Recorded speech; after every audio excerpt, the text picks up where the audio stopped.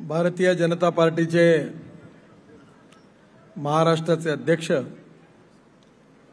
व जालना क्षेत्रातील आमचे उमेदवार खासदार रावसाहेब दानवे, आमदार संदीपान भुमरे, प्रदेशाचे उपाध्यक्ष डॉक्टर भागवत कराड, माजी आमदार भाऊसाहेब थोरात, माननीय भाऊराव देशमुख, लोकसभेचे प्रभारी गणेश हाकेजी, सूरज लोळगेजी, तुषार शिलोदे, रेखाताई कुलकर्णी, प्रवीण घुगे, एजाज देशमुख, ज्ञानोबाजी मुंडे, मंचावर उपस्थित सर्व भारतीय जनता पार्टी शिवसेना युतीचे उमेदवार आणि उपस्थित सर्व बांधवांनो आणि बहिणींनो, 2014च्या निवडणुकीमध्ये आपण सगळ्यांनी या मतदारसंघातून रावसाहेब दानवे यांना प्रचंड मताने विजयी केला। नरेंद्र मोदी देशाचे प्रधानमंत्री झाले आणि या 5 वर्षामध्ये आपल्या मराठवाड्यामध्ये, महाराष्ट्रामध्ये आणि संपूर्ण देशामध्ये जे काही 5 वर्षात कार्य झालेलं आहे ते आपल्या सगळ्यांच्या समोर आहे। मी आपल्याला विशेष रूपाने सांगू इच्छितो की काँग्रेसच्या 50 वर्षाच्या काळात जेवढं काम झालं नाही तेवढं काम 5 वर्षात मोदींच्या नेतृत्वाखाली आपण महाराष्ट्रात, मराठवाड्यात आणि देशात करून दाखवलं। हेच आपल्या सरकारचं सगळ्यात मोठं फळ आहे। विशेषतः मराठवाडा हा भागासलेला भाग आहे आणि या भागामध्ये जवळपास 70,000 कोटी रुपये खर्च करून आपण 6,938 किलोमीटरच्या राष्ट्रीय महामार्गाचं काम हातात घेतलेलं आहे। यामध्ये मला विशेष रूपाने या गोष्टीचा आनंद होतो आहे की माननीय रावसाहेबांच्या विशेष प्रयत्नांमुळे आज जालना जिल्ह्यामध्ये खूप कामं झालेली आहे। विशेषतः पैठणपासून तर पंढरपूरपर्यंत जो पालखी मार्ग आपल्याला करायचा होता त्या काम सुरू पण झालं, बरंचसं काम पूर्ण झालेलं आहे आणि हे काम करण्यामध्ये रावसाहेबांनी फार मोठा इंटरेस्ट घेतला, त्यांचा सिंहाचा वाटा आहे। आता आमदार साहेबांनी सांगितलं की मंदिरापासून तर पालखी मार्गापर्यंत जे 4 किलोमीटर बाकी आहे त्या कामाबद्दल त्यांनी विनंती केली आहे। मी त्यांना सांगेन की आपण इलेक्शन संपल्यानंतर लगेच माझ्याकडे या, जरूर यातला मार्ग काढून मी आपल्याला मदत करीन। दुसरं त्यांनी सांगितलं की पैठणपासून तर संभाजीनगर, औरंगाबादपर्यंत हा 4 लेन रस्ता करण्याबद्दलही त्यांनी मागणी केली। मी त्यांना सांगू इच्छितो की या रस्त्याचा DPRचं काम आता पूर्ण झालेलं आहे आणि इलेक्शन संपल्यानंतर 3 महिन्याच्या आत या कार्याला सुरुवात होईल असा विश्वास करण्यात येतो। या मतदारसंघामध्ये विशेषतः पैठण, मुंगी, शिरूर, खर्डा 110 किलोमीटर 550 कोटी रुपयाचं काम 50% पूर्ण झालं। धड, भोकरगंज, सिल्लोड 55 किलोमीटर 270 कोटी काम सुरू आहे। वडीगोद्री, धनगर, पिंपरी 31 किलोमीटर 160 कोटी रुपये काम सुरू आहे। धनगर, पिंपरी, जालना, मंठा चौक 26 किलोमीटर 180 कोटी रुपये काम सुरू आहे। चिखली, धड 28 किलोमीटर 154 कोटी रुपये काम सुरू आहे। औरंगाबाद, सिल्लोड, फरदापूर, जळगाव एकूण 3 पॅकेज 145 किलोमीटर 1000 कोटी रुपयाचं काम सुरू आहे। भोकरदन, देऊळगाव राजा 66 किलोमीटर 325 कोटी रुपये काम सुरू आहे। पलफाटा, फुलंबरी 27 किलोमीटर 185 कोटी रुपयाचं काम सुरू आहे। राजुरी, खरवंडी 34 किलोमीटर एकूण 200 कोटी रुपयाचं काम सुरू आहे। या व्यतिरिक्त रावसाहेबांना मी सांगितलं होतं की मराठवाड्यामध्ये तरुण मुलाच्या हाताला काम मिळालं पाहिजे आणि तरुण मुलाच्या हाताला जर काम पाहिजे असेल तर उद्योग आले पाहिजे। पण उद्योग जर आणायचे असतील तर 4 गोष्टी आवश्यक आहेत: वीज, पाणी, रस्ते आणि दळणवळणाची साधनं। आज सगळ्यात महत्त्वाची गोष्ट जर काही असेल तर एक्सपोर्ट आणि इम्पोर्ट करण्याकरता देखील सुविधा असली पाहिजे आणि म्हणून जालन्याला ड्राय पोर्ट, सॅटेलाइट पोर्ट आपण मंजूर केलं आणि जवाहरलाल नेहरू पोर्ट ट्रस्टतर्फे या जालन्याच्या ड्राय पोर्टवर आपण 500 कोटी रुपये खर्च करतोय आणि आता इथून डायरेक्ट मराठवाड्यात एक्सपोर्ट आणि इम्पोर्टची डायरेक्ट व्यवस्था या जालन्याच्या ड्राय पोर्टपासून जर झाली तर मराठवाड्यामध्ये अजून अनेक उद्योग येतील आणि मराठवाड्यातल्या लाखो तरुणांच्या हाताला काम मिळाल्याशिवाय राहणार नाही, हेही स्वप्न नजीकच्या काळात पूर्ण झाल्याशिवाय राहणार नाही असा विश्वास मी आपल्या सगळ्यांना देतो। बांधवांनो आणि बहिणींनो, केवळ मराठवाड्यात कामं केली असं नाही आहे, आपण महाराष्ट्रामध्ये 5 लाख कोटी रुपयाची कामं करतोय केवळ माझ्या विभागाकडून। आणि एवढंच नाही तर मराठवाड्यातला सगळ्यात महत्त्वाचा प्रश्न कोणता असेल तर पाण्याचा आहे। मी आत्तावरतून जायकवाडी धरण बघितलं, हे धरण 35-40% वरती काही भरत नाही, कारण या ठिकाणी गोदावरीला पाणीच नाही आहे। आणि म्हणून पश्चिम घाटावर, ठाणे जिल्ह्याच्या पश्चिम घाटावर जे पाणी समुद्रात वाहून जातं ते पाणी अडवून आपण गुजरात आणि महाराष्ट्रामध्ये दमणगंगा पिंजर ही योजना हातात घेतलेली आहे। ही जवळपास 40,000 कोटी रुपयाची योजना आहे। यात गोदावरी या मोठं धरण बांधलं जाणार आहे आणि ते धरण भरल्यानंतर ते पाणी गोदावरीत सोडून आपलं जायकवाडी 100% भरल्या गेलं पाहिजे याची आपण चिंता करणार आहे। जर जायकवाडी 100% भरलं तर मराठवाड्यामध्ये कुठेही पाण्याचा प्रश्न राहणार नाही। त्याचबरोबर याचा डीपीआर पूर्ण झालेला आहे आणि आता कॅनॉल सिस्टीमच्या ऐवजी पाईपलाईनचा उपयोग करायचा आणि पाईपलाईनमधून आलेलं पाणी ड्रीप निघायचं, म्हणजे पाण्याचा वापर 3 पटीने होणार आहे आणि शेतकऱ्याचं उत्पन्न 2.5 पटीने वाढणार आहे।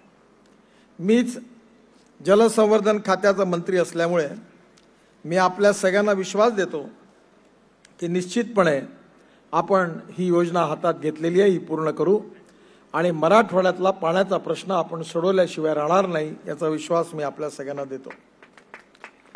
या देशाच्या इतिहासात पहिल्यांदा आपण प्रधानमंत्री सिंचाई योजना सुरू केली। सिंचनाचा प्रश्न केवळ राज्य सरकारच्या अधिकारात होता आणि या योजनेखाली 99 प्रकल्प घेतले।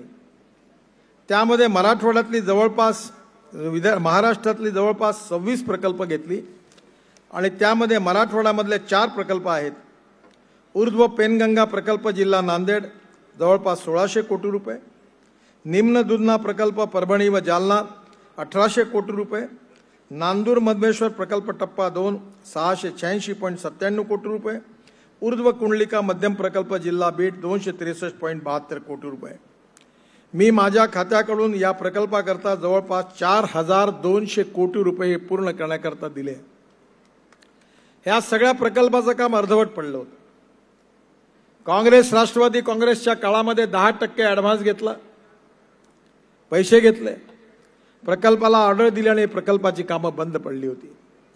पण मला सांगताना आनंद होतोय की प्रधानमंत्री सिंचाई योजनेमध्ये हे 4ही प्रकल्प आपण पूर्ण केलेले आहे आणि या प्रकल्पामध्ये 25% भारत सरकारकडून आणि 75% नाबार्डचं कर्ज असं 4200 कोटी रुपये मराठवाड्याला मिळणार आहे आणि त्यातून मराठवाड्यामध्ये 2,08,000 हेक्टर म्हणजे जवळपास 5.5 लाख एकर जमीन पाण्याखाली सिंचनाखाली येणार आहे। हा मराठवाड्यातला सगळ्यात मोठा दिलासा देण्याचं काम भारतीय जनता पार्टीच्या सरकारने केलं आहे। पण एवढंच नाही तर त्याचबरोबर आत्महत्याग्रस्त आणि दुष्काळग्रस्त भागाकरता जे प्रकल्प पूर्णपणे अर्धवट पडले गेल्या अनेक वर्षापासून त्या प्रकल्पाकरता 25% भारत सरकारकडून आणि 75% नाबार्डचं कर्ज देऊन त्याही करता जवळपास 1100 कोटी रुपये 17 लघु पाटबंधारे प्रकल्पाकरता मंजूर केले आहे। यामध्ये टिटवी, बनोती, देवगाव रामगिरी, वनगाव पोहारी, सावल दबर्डा एसटी, पळसखेडा, बोरबाडा, हटवन, पाटोडा, सोनखेडा, कोरडसावंगी, दरेसण, मनिरामखेड, बोरासुरी, वैरागड, चुंडी आणि सातारा पोटरा यांचा समावेश आहे। या प्रकल्पामुळे जवळपास 40,000 एकर जमीन पाण्याखाली येणार आहे, कारण हा आत्महत्याग्रस्त आणि दुष्काळग्रस्त भाग आहे, त्याकरता विशेष योजना केलेली आहे। त्याचबरोबर बळीराजा या योजनेचा सेकंड पार्ट पण आता मंजूर केलेला आहे। त्यात 20 लघु पाटबंधारे प्रकल्प आहे त्याकरता 2000 कोटी रुपये माझ्या विभागाने दिलेले आहे आणि त्यातून जवळपास 2 लाख एकर जमीन पाण्याखाली येणार आहे। यामध्ये निलंबडा कॅनल, फुलंब्री, देवबुडी, चारुदंदा, देवलाना, चारमेर, खेरडा, कुडगाव, हताळी, बामणी, हरसूड तांडा, करडगाव, उकेश्वर, हलवाडी, नवलगाव, पिंपळखुटा, बोराला, अंबारी, संगमवाडी, अरणवाडी आणि तांदूळवाडी अशा 21 प्रकल्पाचा समावेश आहे आणि याही कामाकरता जवळपास 2000 कोटी रुपये मी माझ्या खात्याकडून मंजूर केले आहे। 25% भारत सरकार आणि 75% नाबार्डचं कर्ज। मराठवाड्यातला सगळ्यात महत्त्वाचा प्रश्न पाण्याचा आहे आणि आपल्या इथेच केवळ प्रश्न नाही आहे, देशात देखील पाण्याचाच प्रश्न आहे आणि म्हणून आपण नदी जोड प्रकल्प आणलेला आहे आणि नदी जोड प्रकल्पामध्ये दमणगंगा पिंजर आणि दुसरं जळगाव, खान्देश, विशेषतः नंदुरबार, धुळे, मालेगाव, नाशिक या भागाकरता दिलासा देणारं हे जे तापी नदीचं पाणी आपण ज्या काही विदर्भातल्या बुलढाणा जिल्ह्यापर्यंत येणार आहे आणि ही पण योजना आपण हातात घेतली आहे। दोन्ही योजना 60,000 कोटी रुपयाच्या आहेत आणि यामुळे नक्की महाराष्ट्राची सिंचन क्षमता आज 20% आहे, पण पुढल्या 1.5 वर्षामध्ये महाराष्ट्राची सिंचन क्षमता ही 48 ते 50% गेल्याशिवाय राहणार नाही आणि महाराष्ट्र सुजलाम सुफलाम झाल्याशिवाय राहणार नाही, हे वचन मी आपल्या सगळ्यांना देतो। बांधवांनो आणि बहिणींनो, ह्या सगळा विकास होत असताना ज्या लोकांनी आज विकास कामावर जे मतं मागू शकत नाही ते जातीयवादाचं आणि सांप्रदायिकतेचं जहर कालवण्याचा प्रयत्न करत आहे। बाबासाहेब आंबेडकरांचं नाव घेऊन ज्यांनी केवळ आपली दुकानं चालवली, पैसा कमवला, त्या लोकांनी आता जातीयवादाचं आणि सांप्रदायिकतेचं विष कालवण्याचा धंदा सुरू केला आहे। काँग्रेसने काय केलं तर आपल्याला माहिती असेल, गरिबी हटावचा नारा दिला। जवाहरलाल नेहरू देशाचे प्रधानमंत्री झाले, त्यांनी सांगितलं आम्ही गरिबी हटवू।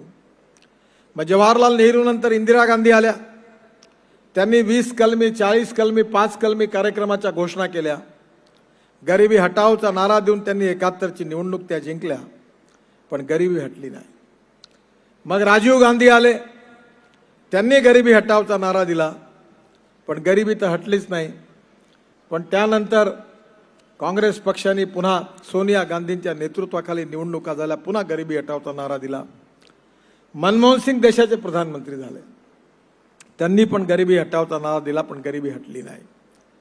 आता पंडित जवाहरलाल नेहरूंचा पंतू राहुल गांधी पुन्हा गरिबी हटावचा नारा देऊन राहिला आणि त्यांनी सांगितलं की आम्ही 6,000 रुपये महिन्याप्रमाणे 72,000 रुपये प्रत्येक गरीबाच्या हातात देऊ। दरवेळेला नवीन घोषणा, नवीन नाटक आणि लोकांना भूलतापा देणं हा काँग्रेस पक्षाचा धंदा आहे। जर 47 पासून तर आजपर्यंत 72 वर्षामध्ये ज्यांनी गरिबी हटवली नाही आणि पुन्हा नारा देतात, याचा अर्थ तुम्ही यांच्यावर विश्वास कसा ठेवायचा? आणि म्हणून गरिबी कोणाची हटली आहे? ही गोष्ट खरी आहे की हटली असेल तर तेही कबूल केलं पाहिजे। गरिबी हटली असेल तर काँग्रेस पार्टीच्या नेत्यांची, चेले चपाट्यांची आणि चमच्यांची मात्र गरिबी जरूर हटली आहे। कोणाला मेडिकल कॉलेज मिळालं, एक ॲडमिशनची किंमत 1 कोटी रुपये। कोणाला बीएड कॉलेज मिळालं, एक कॉलेज ॲडमिशनची किंमत 50,000 रुपये। कोणाला डीएड कॉलेज मिळालं, एक ॲडमिशनची किंमत 25,000 रुपये।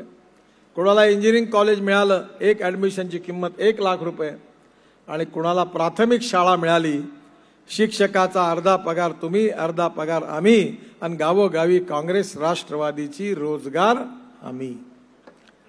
आणि पुन्हा नारा आहेच, न जात पर न बात पर, सोनिया की बात पर मुहर लगेगी हाथ पर, लगाओ ठप्पे, गरीबी हटाओ, एक पाव डटाओ, गरीबी हटाओ, हो गया विकास। पण माझ्या बांधवांनो आणि बहिणींनो, आज खऱ्या अर्थाने गरिबी हटवण्याचा धोरण कोणी आखले असतील तर ती भारतीय जनता पार्टीच्या सरकारने, मोदींच्या सरकारने आखली।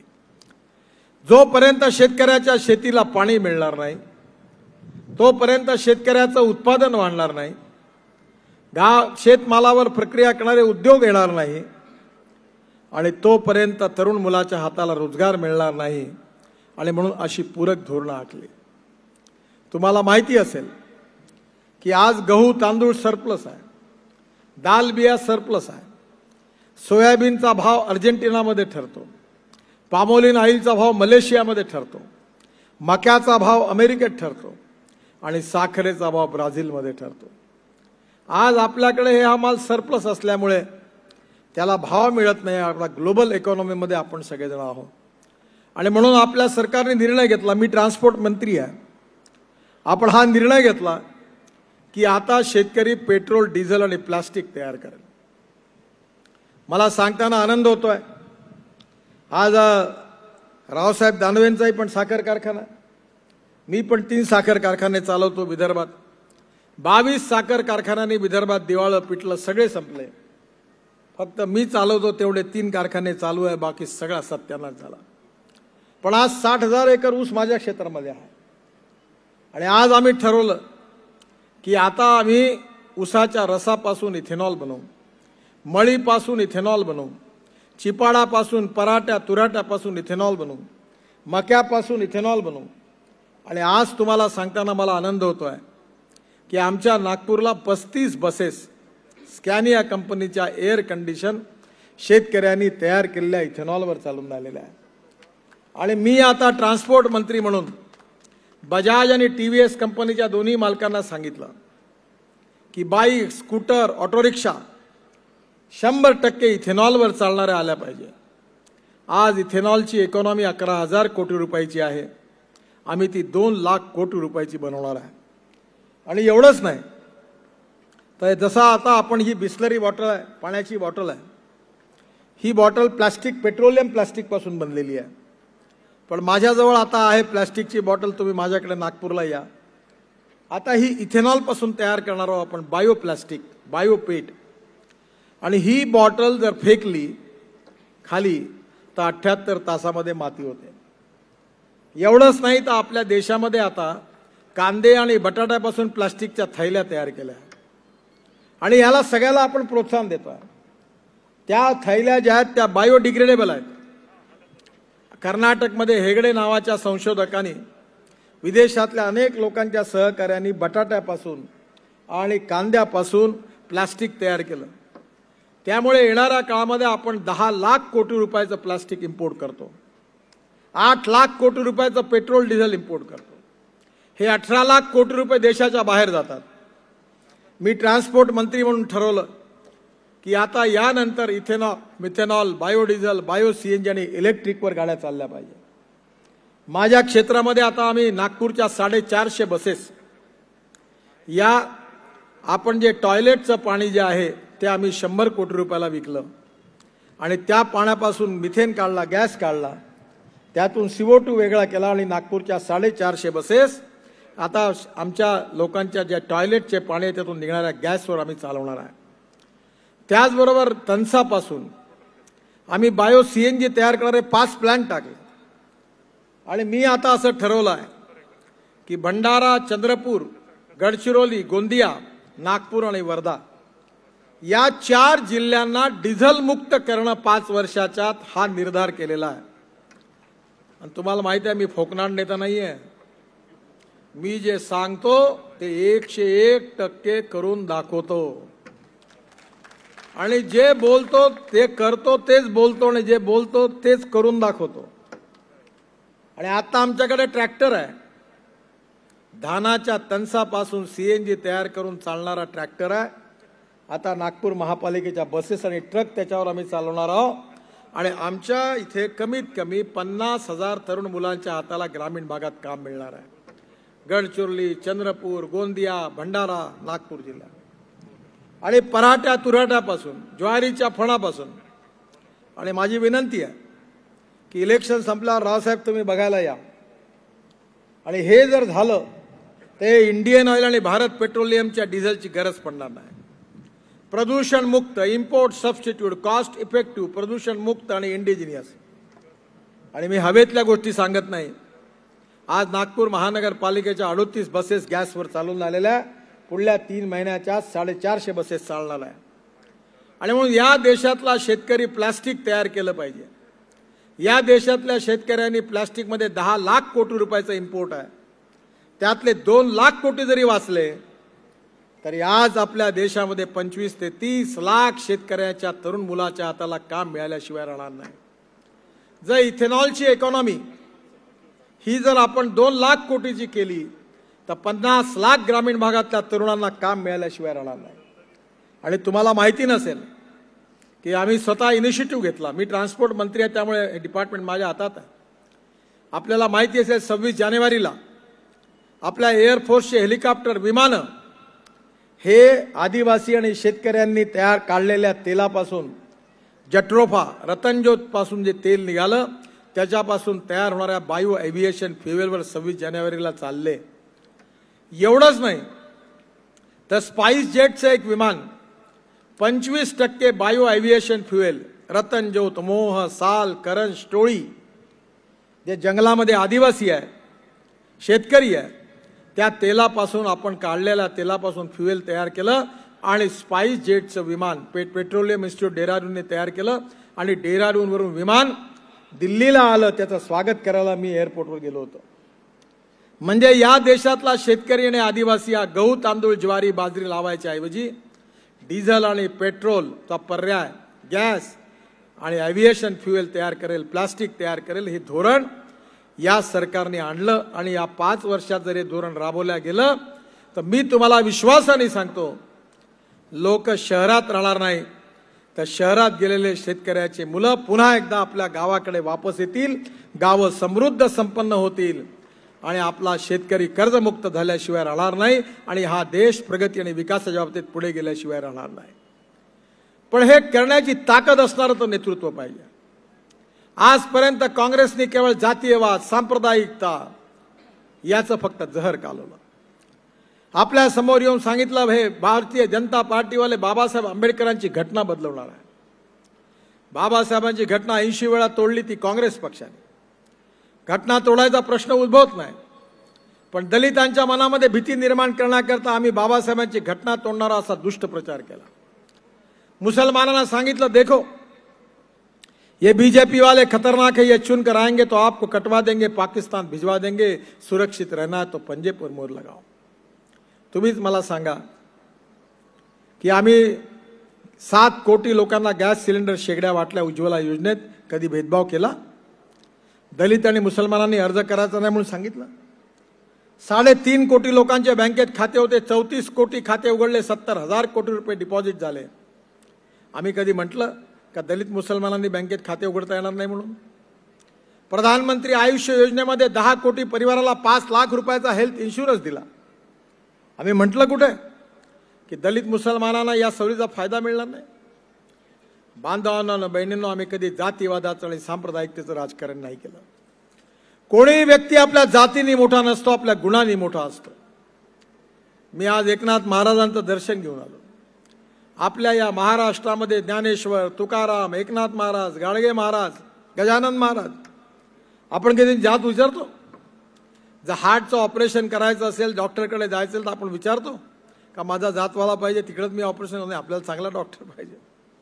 हॉटेलमध्ये जायचं असेल तर आपण विचारतो का कोणा जातवाल्याचं हॉटेल आहे? तिथे गेल्यावर आपण म्हणतो नाही चांगलं आहे, त्या हॉटेलमध्ये जातो। मग मतं देताना जातीवादाचं राजकारण आपण का आणतो? आजपर्यंत आपला देश धनवान आहे पण जनता गरीब आहे। याचं कारण wrong economic policies, bad and corrupt governance आणि व्हिजनलेस लीडरशिप, चुकीची आर्थिक धोरणं, विकासाचा दृष्टिकोन नसणारं नेतृत्व आणि भ्रष्ट प्रशासन यामुळे आपल्या देशाची वाट लागली। देश श्रीमंत आहे पण जनता गरीब आहे। शेतकरी आत्महत्या करून राहिलेला आहे। आता innovation, entrepreneurship, science, technology, research, स्किलला आपण नॉलेज म्हणतो।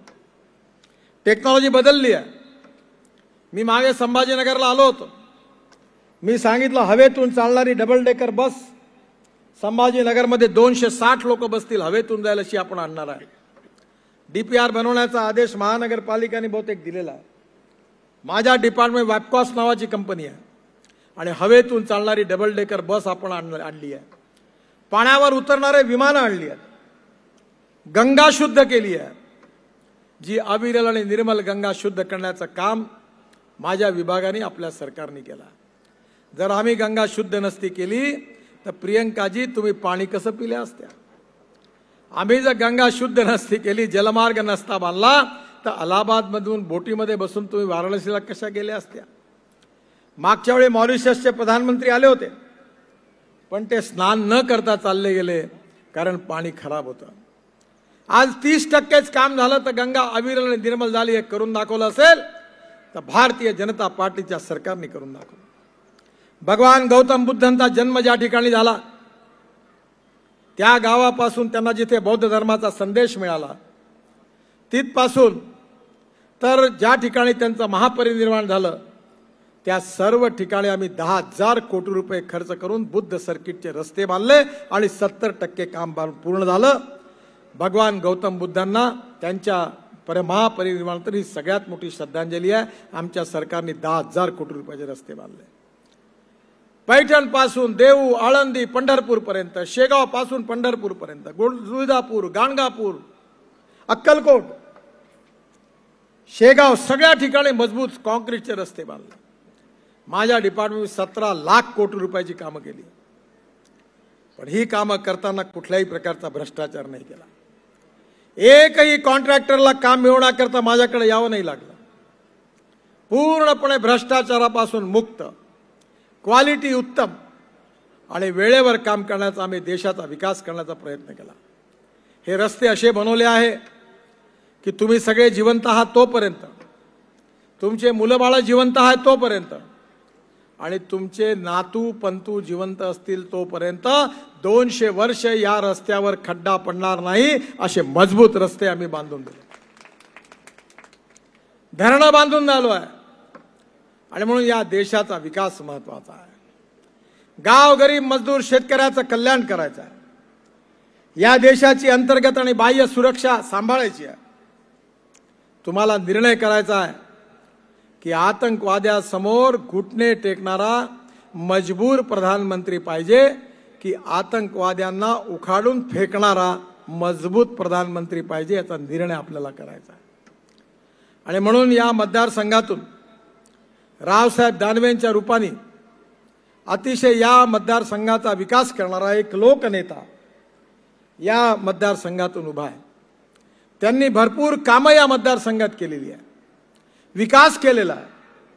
आणि म्हणून माझी आपल्या सगळ्यांना विनंती आहे की या वेळच्या निवडणुकीमध्ये आपण कमळाच्या फुलाची बटन दाबा आणि रावसाहेबांना प्रचंड मताने विजयी करा.